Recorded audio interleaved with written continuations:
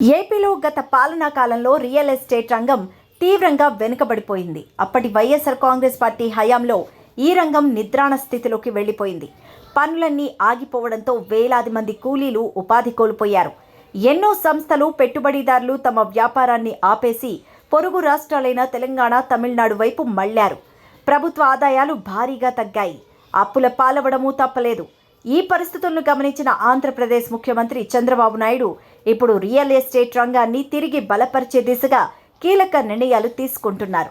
ఇటీవల real estate వ్యాపారులతో పలుసార్లు సమావేశాలు నిర్వహించిన చంద్రబాబు వారి సమస్యలు అడిగి తెలుసుకొని వాటికి శాశ్వత పరిష్కారాలు దిశగా అడుగులు వేశారు.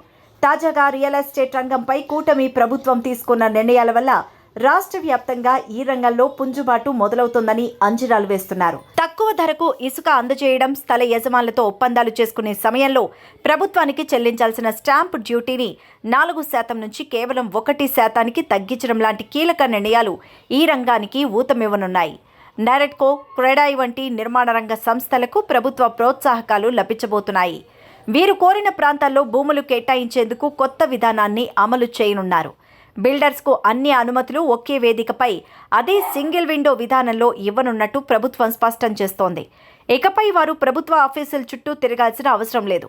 రిజిస్ట్రేషన్ కోసం అధికారులు ప్రత్యక్షంగా రంగంలోకి దిగేలా కూడా ఏర్పాట్లు చేస్తున్నారు. భూ వినియోగ మార్పులకు సంబంధించిన అనుమతులు పంచాయతీ లేదా మున్సిపాలిటీల నుంచే పొందే వెసులుబాటు కల్పించారు. ఇళ్లు, అపార్ట్మెంట్లు నిర్మించుకోవాలనుకునే సాధారణ ప్రజలకు సెల్ఫ్ అఫిడవిట్ పథకం ద్వారా తేలికగా అనుమతులు పొందే అవకాశాన్నిచ్చారు. ఈ మార్పులతో వదిలి వెళ్లిన పెట్టుబడిదారులు తిరిగి రాష్ట్రానికి రావచ్చన్న టాక్ వినిపిస్తోంది. చంద్రబాబు తీసుకున్న ఈ చర్యల వల్ల తిరుపతి, విశాఖపట్నం, విజయవాడ వంటి ప్రధాన నగరాల్లో రియల్ ఎస్టేట్ మళ్లీ బలపడే అవకాశం ఉంది.